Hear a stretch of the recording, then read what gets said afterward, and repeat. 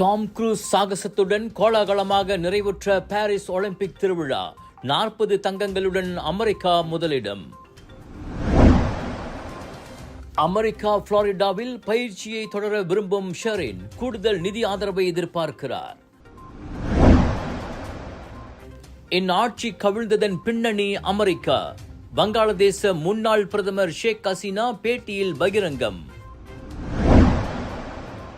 செர்டாங் மருத்துவமனையின் பணியாளராக ஆள்மாறாட்டம் செய்த 14 வயது பெண் சமூக நலத்துறையிடம் ஒப்படைப்பு. மோசடிகளை தவிர்க்க புதிய கணக்குகள் திறப்பதற்கு வங்கிகள் கடுமையான விதிமுறைகள் விதிப்பு.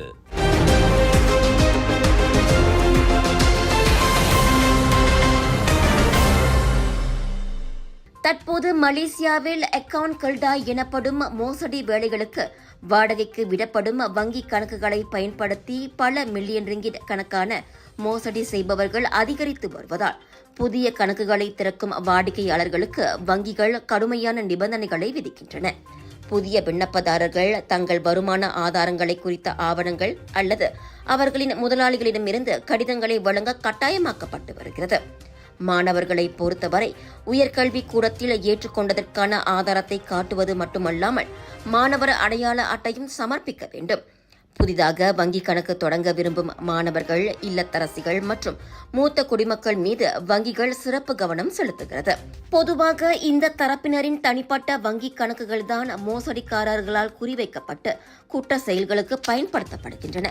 அப்படி மோசடிக்காரர்களின் வலையில் சிக்கி வங்கி கணக்குகள் கருப்பு பட்டியலில் சேர்க்கப்பட்டுள்ள மாணவர்களின் பெயர்கள் அதிலிருந்து நீக்கப்படும் வரை அவர்கள் வங்கி கணக்கு தொடங்க அனுமதிக்கப்பட மாட்டார்கள். எனவே தெரிந்தோ தெரியாமலோ தங்கள் வங்கி கணக்குகள் மோசடிக்கு பயன்படுத்தப்படாமல் இருப்பதை உறுதி செய்ய மக்கள் மிகவும் விழிப்புடன் இருக்க வேண்டும் என்று வங்கி வட்டாரம் அறிவுறுத்தியுள்ளது. கடந்த 2021 ஆண்டில் மட்டும் 29,769 வங்கி கணக்குகள் மோசடிக்காரர்களால் பயன்படுத்தப்பட்டுள்ளது கண்டுபிடிக்கப்பட்டது. இதுவரை 1.218 பில்லியன் ரிங்கிட் இழப்புகளை உள்ளடக்கிய ஆன்லைன் மோசடிகளில் மொத்தம் 34,497 வழக்குகள் 2023 நாடு முழுவதும் பதிவாகியுள்ளன. தேசிய ஓட்டத்தாரகை ஷெரின் சாம்சன் வல்லபாய் தனது அமெரிக்க பயிற்றுநர் டேரிக் ஒயிட்டின் கீழ் தொடர்ந்து புளோரிடாவில் பயிற்சியை மேற்கொள்ள விரும்புகிறார். ஆனால் நிதி பிரச்சினை அவருக்கு பெரும் தடைக்கல்லாக உள்ளது. புளோரிடாவில் தங்கி 13 மாதங்கள் பயிற்சியை மேற்கொள்வதற்கு ஏதுவாக இளைஞர் விளையாட்டுத்துறை அமைச்சு கடந்த ஆண்டு ஜூனில் ஷெரினுக்கு 4 லட்சம் ரிங்கிட்டை நிதியுதவியாக வழங்கியது. ஆனால் அவருக்கு தற்போது கூடுதல் நிதி ஆதரவு தேவைப்படுகிறது. ஷெரினின் அடுத்த இலக்கு ஜப்பான் டோக்கியோவில் அடுத்த ஆண்டு நடைபெறவிருக்கும் உலக ஓட்டப்பந்தய போட்டிக்கு தகுதி பெறுவதே. அதற்கு 200 மீட்டர், 400 மீட்டர் ஓட்டங்களில் தனது தேசிய சாதனை நேரத்தை மேம்படுத்துவதோடு உலகத்தர வரிசையிலும் ஷெரின் முன்னேற வேண்டியுள்ளது. புளோரிடாவில் தங்கி ஒயிட்டின் கீழ் பயிற்சியை தொடர்ந்தால் தனது இலக்கை அடைவது சாத்தியமாகும் என ஆசிய போட்டியின் வெண்கல பதக்க வெற்றியாளருமான ஷெரின் நம்புகிறார். 26 வயதான ஷெரினின் நீண்டகால இலக்கு 2028 லாஸ் ஏஞ்சலஸ் ஒலிம்பிக் போட்டிக்கு தகுதி பெறுவதாகும். நடந்து முடிந்த பாரிஸ் ஒலிம்பிக் போட்டியில் 400 மீட்டர் ஓட்டத்திற்கு தகுதி பெறும் வாய்ப்பை வெறும் 0.86 வினாடிகளில் ஷெரின் நழுவ விட்டது குறிப்பிடத்தக்கது. செர்டாங் சுல்தான் இட்ரிஷா மருத்துவமனையின் பணியாளராக ஆள்மாறாட்டம் செய்ததால் கைதான 15 வயது பெண் செப்பாங் சமூக நலத்துறையிடம் ஒப்படைக்கப்படுவார். வயது குறைந்தவர் என்பதால் அம்முடிவு எடுக்கப்பட்டிருப்பதாக சிலாங்கூர் போலீஸ் தலைவர் டத்தோ ஹுசேன் ஒமார் கான் தெரிவித்தார். என்றாலும் அச்சம்பவம் தொடர்பான விசாரணை அறிக்கையை அது பாதிக்காது. அறிக்கை முழுமை பெற்றதும் சட்டத்துறையிடம் ஒப்படைக்கப்படும் என்றார் அவர். 14 வயது அப்பெண் விரைவிலேயே மனநல பரிசோதனைக்காக அனுப்பப்படுவார் என போலீசை மேற்கோள் காட்டி முன்னதாக தகவல்கள் வெளியாகின. பெரும் மனக்குழப்பத்தில் இருந்ததால் அப்பெண் அவ்வாறு நடந்து கொண்டது தொடக்க கட்ட விசாரணையில் தெரிய வந்தது. இதையடுத்து போலீஸ் உத்தரவாதத்தில் அவர் விடுவிக்கப்பட்டார்.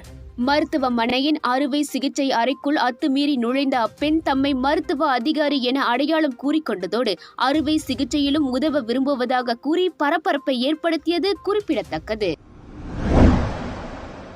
தெலங்கானா டுங்கோனில் உள்ள வீடொன்றில் கழிவு நீர் தொட்டியை சுத்தம் செய்து கொண்டிருந்த போது இளைஞர் ஒருவரிடம் தங்க வளையல் ஒன்று சிக்கியது.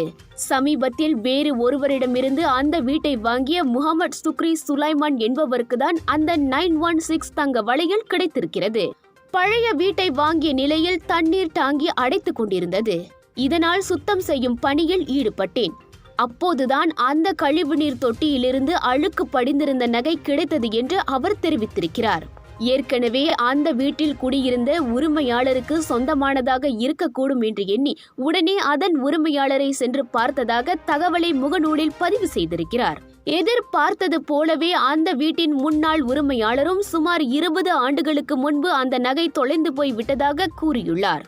விரைவில் அங்கு வந்து நகையை பெற்றுக் கொள்வதாகவும் அந்த உரிமையாளர் கூறியிருக்கிறார் என்றும் சுக்ரி தெரிவித்திருக்கிறார்.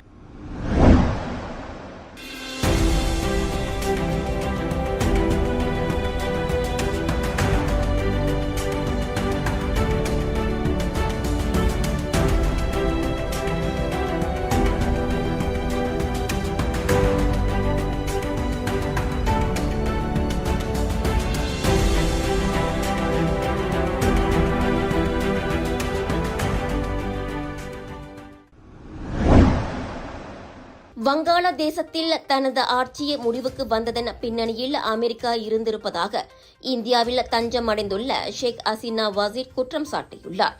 முக்கியத்துவம் வாய்ந்த செயின்ட் மார்ட்டின் தீவின் இறையாண்மையை விட்டுக் கொடுக்க நான் மறுத்தேன். அப்படி கொடுத்திருந்தால் வங்காள விரிகுடாவை அமெரிக்கா தன் வசப்படுத்தியிருக்கும்.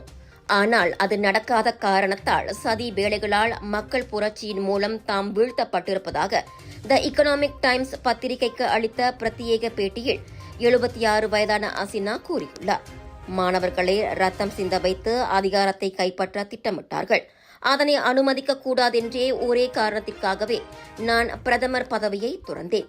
பதவிதான் முக்கியமென்றால் அமெரிக்காவிடம் நாட்டையே தாரை வார்த்திருப்பேனே என்றும் அவர் கூறியுள்ளார்.